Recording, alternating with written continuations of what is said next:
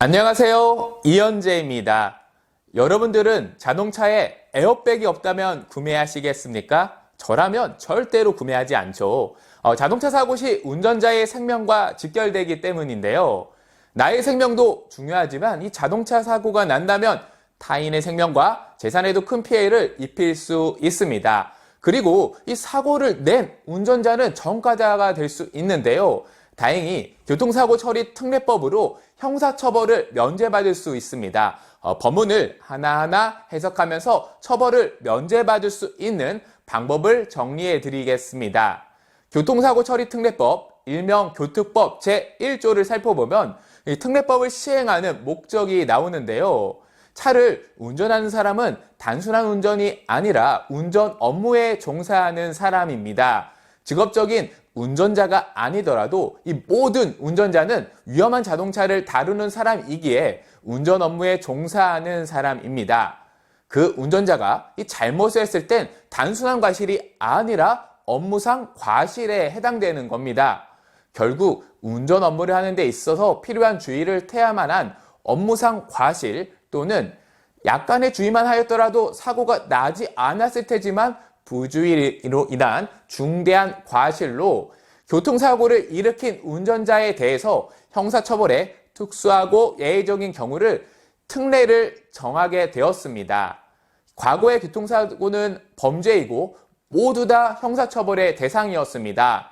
그런데 1982년에 교통사고 처리 특례법이 시행되면서 모든 교통사고를 처벌하는 게 아니라 대부분 처벌하지 않도록 정하고 있습니다.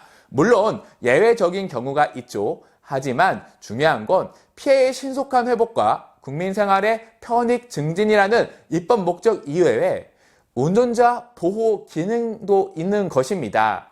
결국 2019년만 해도 하루 평균 629건에 달하는 교통사고, 하루에 629명이 형사처벌을 받고 전과자가 되어야 하지만 이 특례법으로 면제가 될 수 있습니다. 특례법이 없었다면 상당히 많은 전과자가 양산되겠죠. 그렇기 때문에 운전하시는 모든 분들은 교특법에 대해 명확하게 이해하고 준비가 필요한 부분은 반드시 준비하셔야겠죠. 교특법 제2조를 살펴보면 차에 대한 정의가 나오는데요. 도로교통법 제2조 제17호 가목에 따르면 이 차에 대해서 5종류로 정의하고 있습니다. 우리가 흔히 알고 있는 자동차, 건설기계 관리법 제2조에 정의하는 불도저, 굴착기 등의 건설기계, 오토바이 등의 원동기 장치 자전거와 그리고 일반 자전거, 특히 자전거는 많은 분들께서 차가 아니라고 생각하시는 경향이 있으신데요. 도로교통법에서는 차라고 규정하고 있습니다. 마지막으로 가축의 힘이나 그 밖의 동력으로 도로에서 운전되는 것들이 바로 차에 해당이 됩니다. 결국 앞서 소개해드린 차의 교통으로 인해서 사람을 다치게 하거나 죽게 한다면 혹은 물건을 망가뜨린다면 교통사고에 해당되는 것입니다. 법을 어기게 된 거죠. 교특법 제3조 제1항에 법을 어기게 되면 받는 처벌이 나오게 됩니다. 운전자가 교통사고를 낸다면 형법 제268조에 의해서 업무상 과실 또는 중대한 과실로 인하여 사람을 죽게 하거나 다치게 한다면 5년 이하의 금고 또는 2천만 원 이하의 벌금에 처하게 됩니다. 그런데 특정 교통사고에 대해서는 더 무서운 처벌을 받게 되는데요. 특정범죄, 가중처벌 등에 관한 법률인 특가법 제5조의 3에 의해서 뺑소니, 특가법 제5조의 11에 의하여 음주 또는 약물 운전, 특가법 제5조의 13에 의하여 어린이 보호구역인 스쿨존 사고에 대해서는 이 표와 같이 가중처벌을 받게 됩니다. 다른 교통사고보다 무서운 처벌을 받게 되는데요.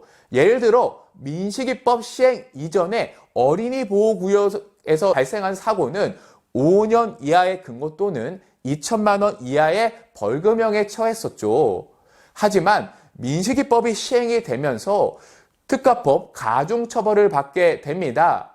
법에 의해서 사망 시에는 3년에서 무기징역이 발생하고요. 상해 시에는 1에서 15년의 징역 또는 500에서 3천만 원 이하의 벌금형에 처하게 됩니다. 결국 뺑소니, 음주운전은 절대로 해서는 안 되고요. 어린이 보호구역에서는 반드시 사고가 발생하지 않도록 주의해야겠죠.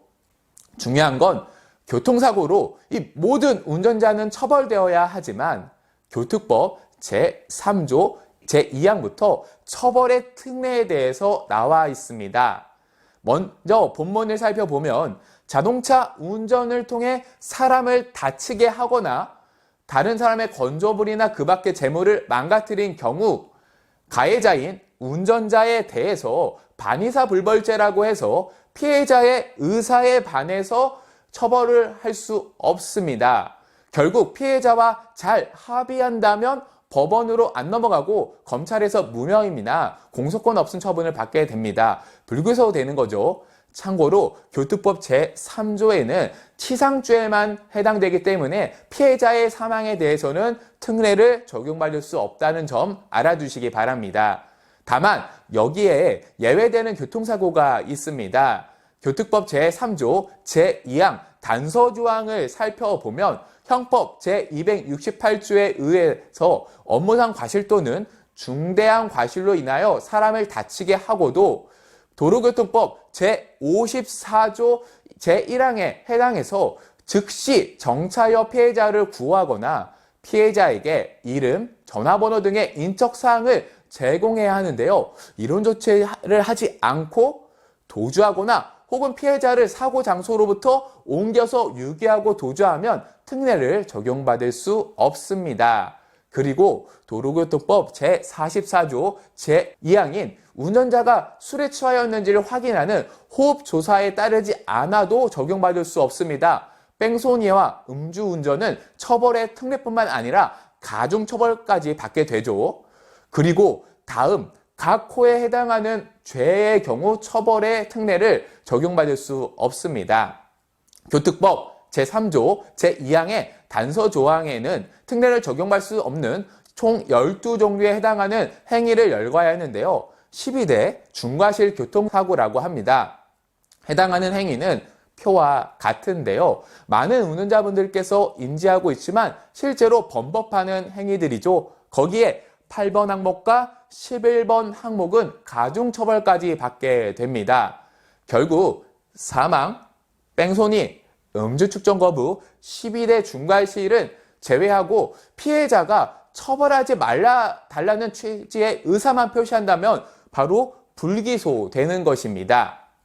결국 피해자와의 형사합의가 매우 중요하겠죠. 물론 형사합의금이라는 가해자인 운전자에게 경제적 부담이 생기게 되지만 전과자가 되는 것보단 낫겠죠. 이번에는 교특법 제4조 보험 등에 가입된 경우에 특례를 살펴보겠습니다.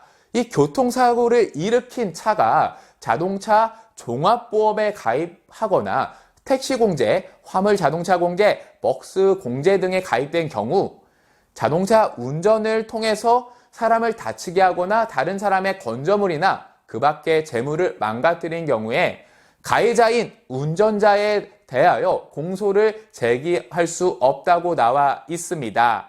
단 교특법 제4조 제1항의 단서조항을 살펴보면 교특법 제3조 2항의 단서에 해당되는 뺑소니, 음주 및 약물운전, 12대 중과실에 해당되는 경우 특례를 적용받을 수 없습니다.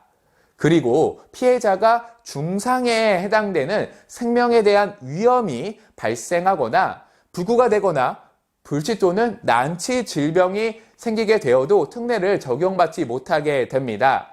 마지막으로 보험 계약이나 공제가 무효, 해지, 면책이 된다면 특례를 적용받지 못합니다.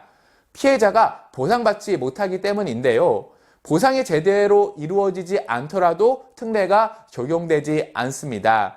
교특법 제4조의 제2항에 의하면 피해자의 치료비에 관한 통상비용 전액과 교통사고로 인한 손해배상금 전액을 보상하는 보험과 공제만 특례에 적용된다고 나와 있기 때문입니다. 결국 피해액 전부를 배상할 수 있는 자동차 종합보험에 가입했다면 결국 사망, 뺑소니, 음주 추정 거부, 12대 중과실, 중상해를 제외하고 이외의 교통사고들은 모두 불기소 처리됩니다. 교특법을 통해 운전자의 형사처벌을 정리해 보겠습니다. 사망, 뺑소니, 음주 측정 거부, 12대 중과실은 무조건 공소 제기됩니다. 자동차 종합보험에 가입하고 있더라도 무조건 형사처벌을 받게 되는 거죠. 단 이때 형사 합의를 통해서 처벌을 경감받을 수 있을 겁니다. 중상해의 경우 자동차 종합보험에 가입하더라도 무조건 공소 제기됩니다. 형사합의만 불기소가 가능한데요. 원만한 형사합의를 진행하려면 큰 금액의 합의금이 필요할 것입니다. 그리고 이외의 교통사고는 형사합의나 자동차 보험 가입 중 하나만 진행하게 된다면 불기소 처리됩니다. 기본적으로 자동차 종합보험에 대부분 가입되어 있기 때문에 처벌의 면제를 받을 수 있게 될 것입니다.